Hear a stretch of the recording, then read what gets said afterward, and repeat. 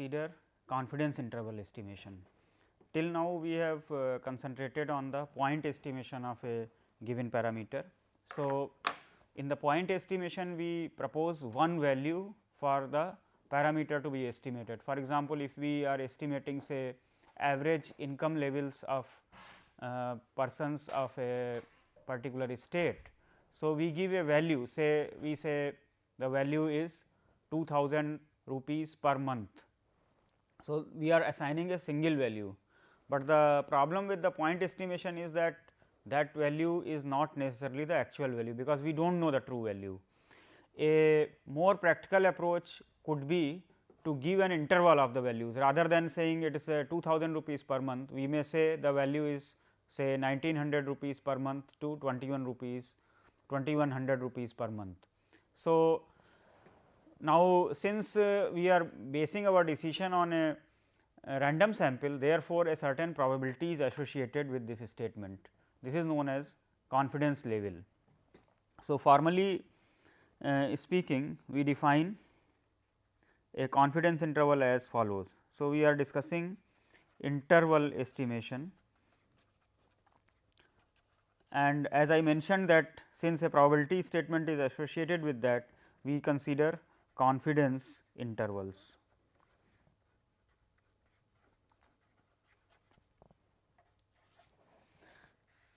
Okay. So, let x be a random variable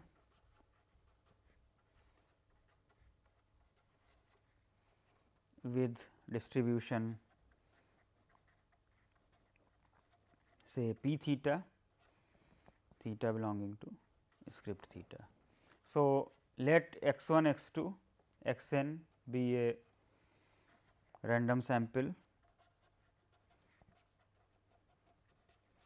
from this distribution.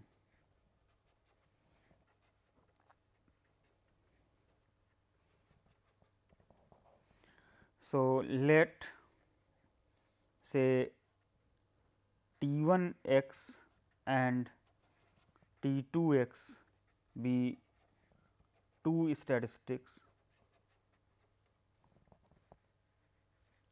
such that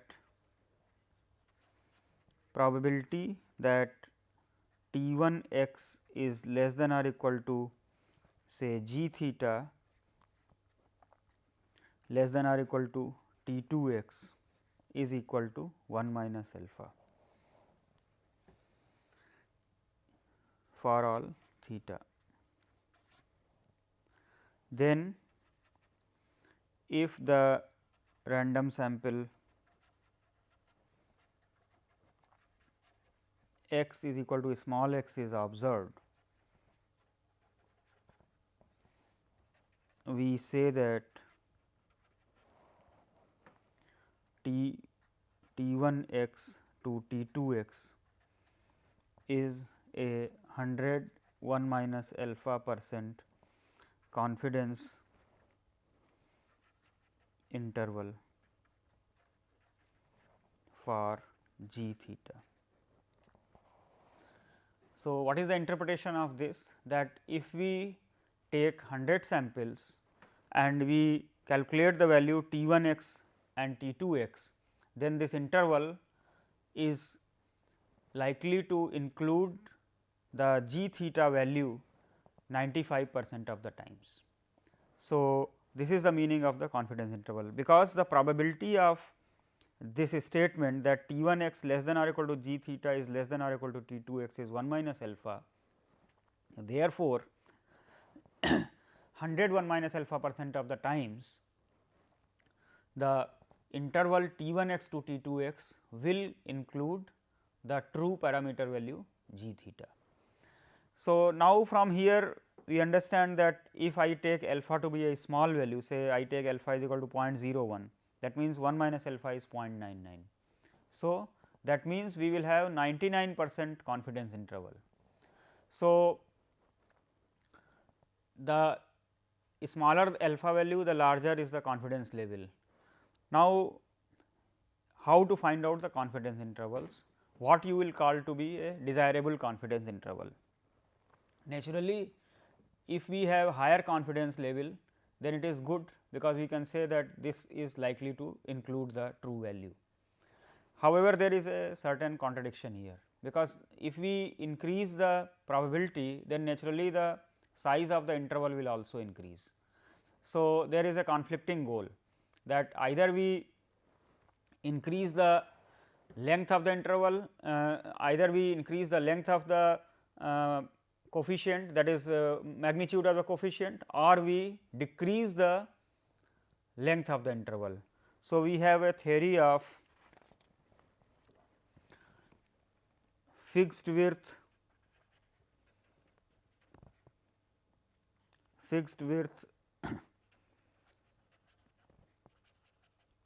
confidence intervals or fixed confidence coefficient. That means, we find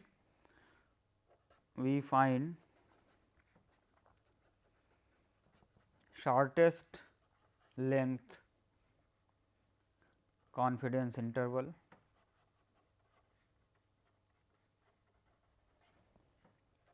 with fixed confidence coefficient.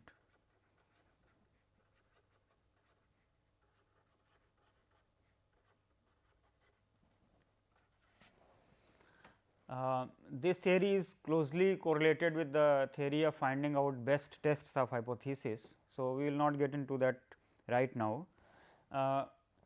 So, what is required here is that for a given parameter, we should be able to find out two statistics such that this probability is independent of the parameter, because this is fixed value 1 minus alpha, it is not dependent upon theta.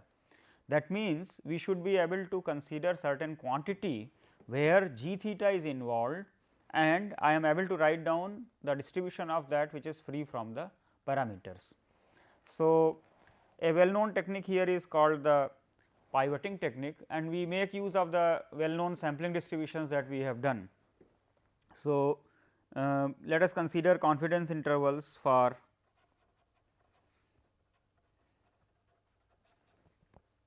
parameters of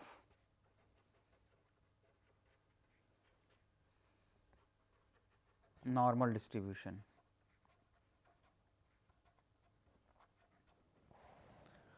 So, we have the following setup, that I have a random sample x 1, x 2, x n from a normal population with mean mu and variance say sigma square. So, here the parameters are mean and variance, and we are interested in the confidence intervals for mean and variance. So, let us consider say confidence interval for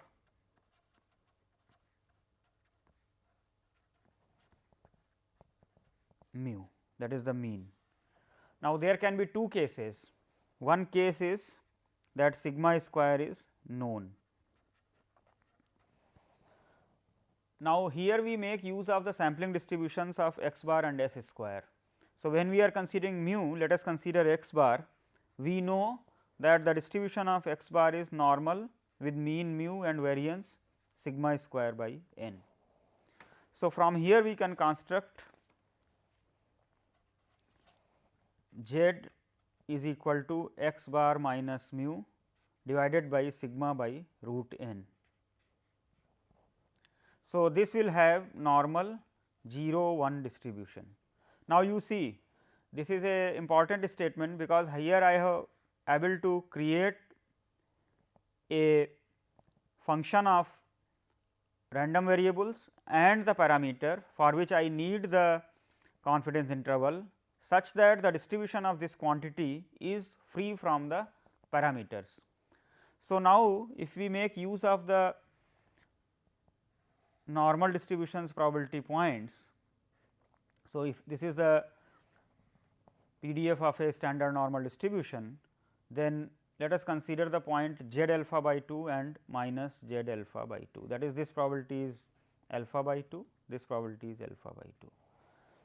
Then I can write down the statement probability minus z alpha by 2 less than or equal to z less than or equal to plus z alpha by 2 is equal to 1 minus alpha. that is the probability of this random variable lying between this range is 1 minus alpha. We are showing phi z here, this is z. Let us write down this statement elaborately. So, this statement is equivalent to probability of minus z alpha by 2 less than or equal to root n x bar minus mu by sigma less than or equal to z alpha by 2 is equal to 1 minus alpha. We adjust this term, we multiply by sigma by root n on both the.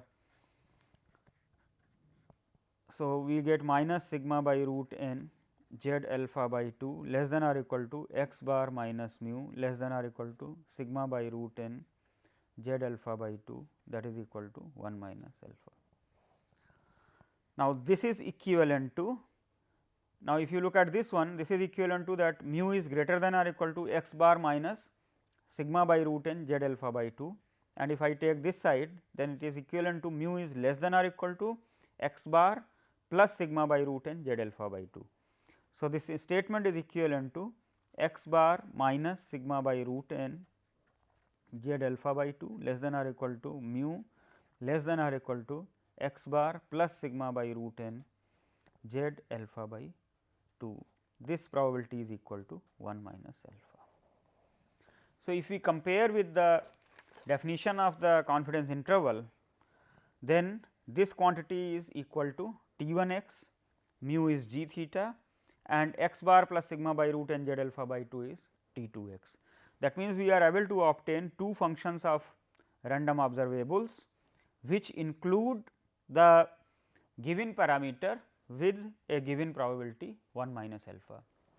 So, we can say that x bar minus sigma by root n z alpha by 2 to x bar plus sigma by root n z alpha by 2 is a 1 minus alpha percent confidence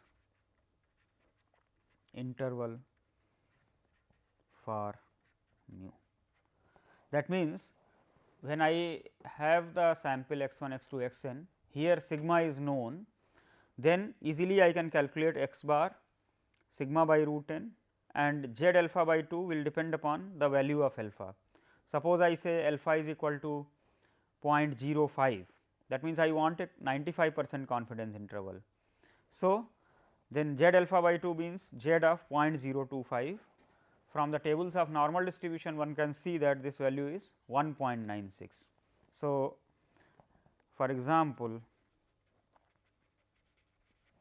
if say x bar is equal to some value say 2, say sigma is equal to 1, suppose n is equal to say 4 and alpha is equal to say 0.05.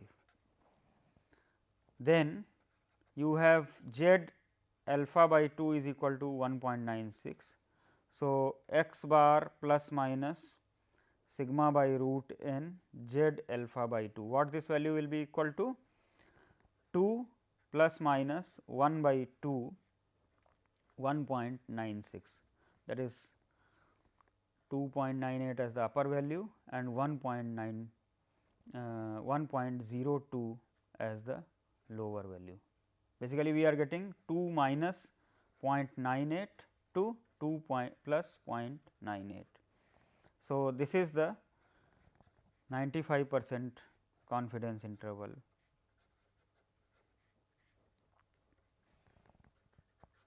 for mu.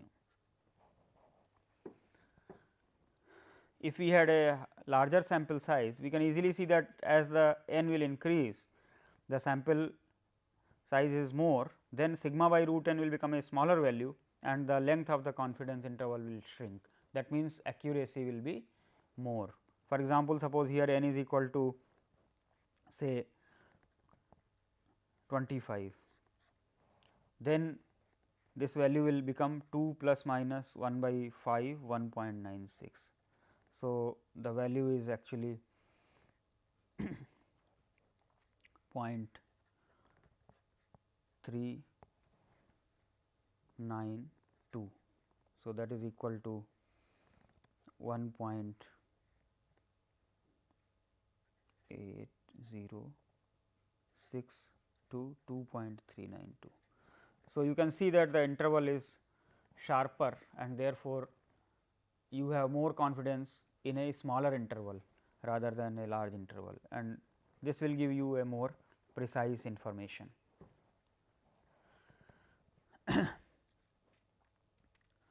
You can see another thing, suppose I have alpha is equal to 0.1 or suppose I have alpha is equal to 0.01.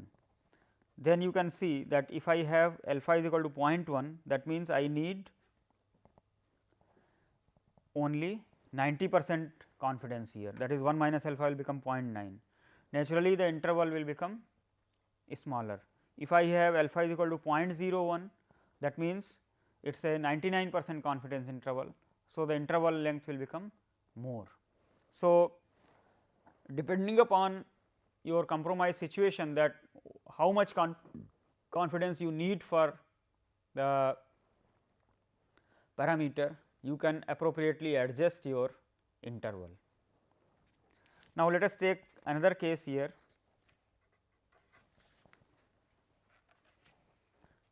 Because in general sigma may be unknown.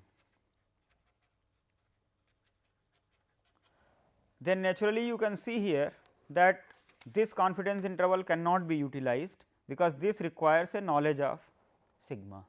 So, here we make use of the sampling distribution of S also. So, we have x bar follows normal mu sigma square by n. Then if we consider n minus 1 s square by sigma square, where s square was defined as 1 by n minus 1 sigma x I minus x bar whole square, that is the sample variance. Then this follows chi square distribution on n minus 1 degrees of freedom. We also know that x bar and s square are independently distributed. This we had done in the theory of sampling distributions. So, if I have a normal variable, I can convert it to a standard normal, that is root n by sigma x bar minus mu. This follows normal 0 1. So, root n x bar minus mu by sigma divided by root n minus 1 s square by sigma square into n minus 1. This follows t distribution on n minus 1 degrees of freedom. So, after adjustment of these coefficients, we can see that this is equivalent to root n x bar minus mu by s. This follows t distribution on n minus 1 degrees of freedom. Once again, you observe this statement. This involves the random observables, the parameter for which I need the confidence interval, that is mu, and the distribution of this function of observation and the parameter is a distribution which is known. That means, it does not depend upon the unknown parameters mu and sigma square.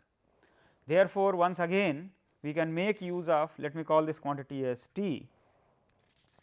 Then the distribution of t, as we know, it is symmetric about the origin.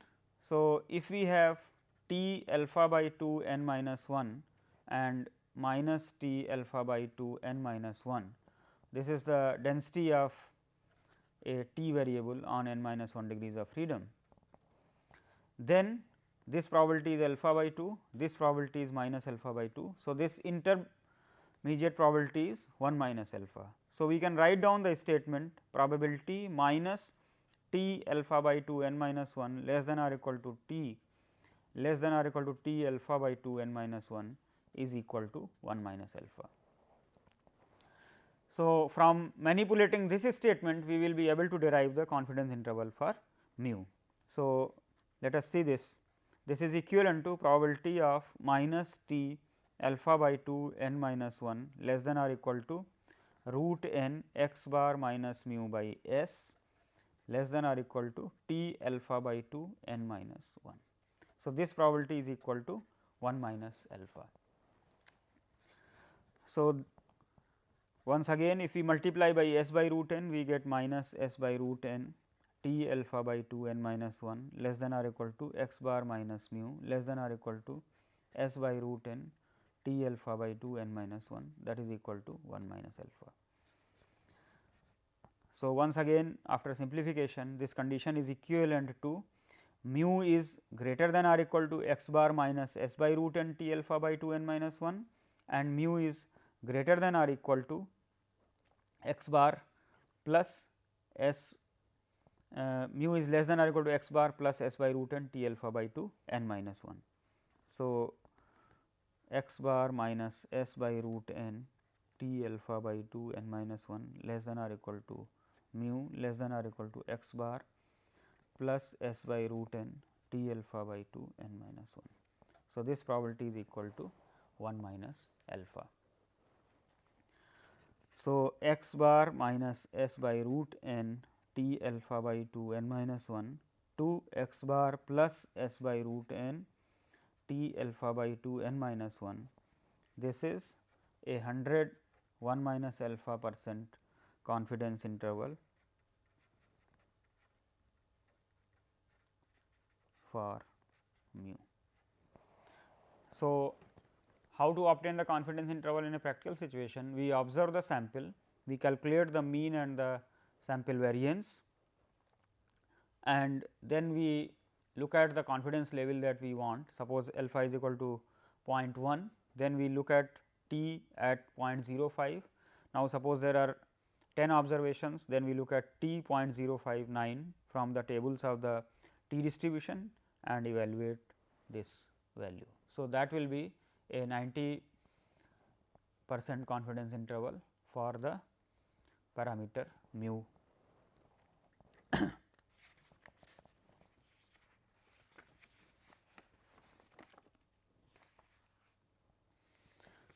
Let me give one example here.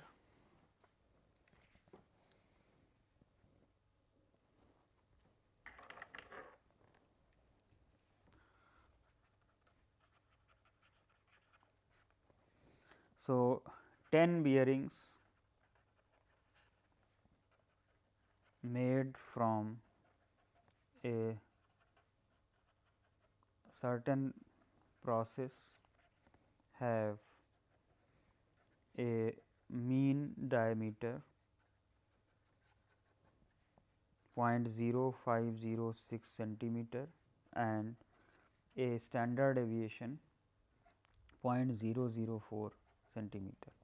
That means, the sample has been collected on 10 bearings and its mean, that is x bar, has been calculated and the standard deviation, that means s, has been calculated and n is 10 here. Assuming that the data may be looked upon as a random sample from a normal population, construct a 95% confidence interval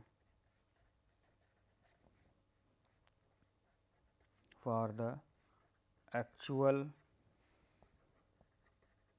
average diameter of bearings made by this process. So, if we are considering x 1, x 2, x 10 as the 10 observations on this bearings. So, that means, these are denoting the diameters, then this is following normal mu sigma square. So, this actual average diameter is mu here. Now, we do not know the values of mu and sigma square. So, from the sample x bar has been calculated and s has been calculated here, n is equal to 10 here. So, if we want a 95% confidence interval, that means, we need the value of t 0.025 n minus 1, that is 9. So, this value from the tables of t distribution can be found, and